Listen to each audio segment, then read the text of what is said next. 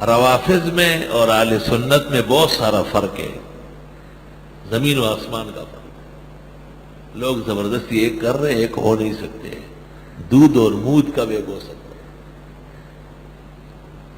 تو روافض کی پگڑیاں آپ نے کبھی دیکھا ہوگا، دیکھ لے کسی مجتہد کو، مجلسی کو، اس کا شملہ نہیں ہوتا، یہ نہیں ہوتا، اس کو شملہ کہتے ہیں۔ اہل سنت کی پگڑی کا شعار ہے کہ ان کا شملہ ہوتا ہے۔ اور نہج البلاغہ شیعہ مذہب کی معتبر کتاب میں ہے، حضرت علی رضی اللہ عنہ کے بارے میں، کان محجوبا بشملتین، حضرت کے تو دو شملے تھے، ایک چھوٹا سا اوپر بھی نظر آتا۔ علماء لکھتے ہیں شملہ تو یہی ہے، کبھی جلدی میں اس کا سرا اندر کیا، کچھ نظر بھی آ گیا تو اس وقت محجوب بشملتین ہو گئے، اے متعمم بشملتین۔ یہ الٹا چلتے ہیں۔ ان کی دیکھا دیکھی مصر میں اور ترکیہ میں بھی پگڑیاں بغیر شملے کے۔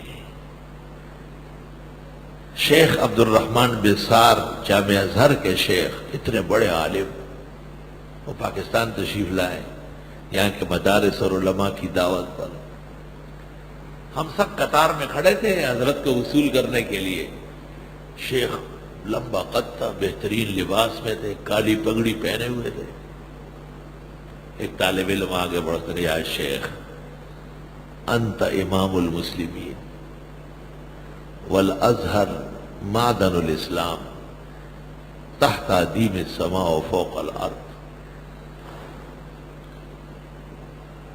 واہل السنہ یتعممون مع الشملہ ولک امامہ بدون الشملہ وہذا من دیدن الروافض۔ طالب علم تھا اور ساتھ ہی بھی کہا وہذا من دیدن الروافض لعنہم اللہ وقطع اللہ دوابرہم من العالم۔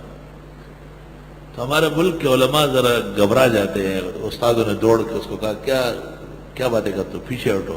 شیخ نے کہا لا واللہ اصلحنی ھذا محسنی لا انسا احسانہ، کبھی نہیں بھولوں گا۔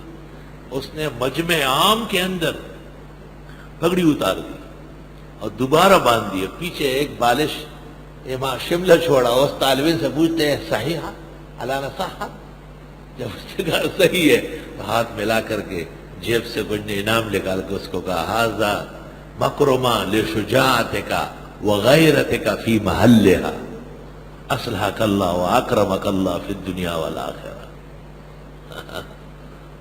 اللہ اکبر۔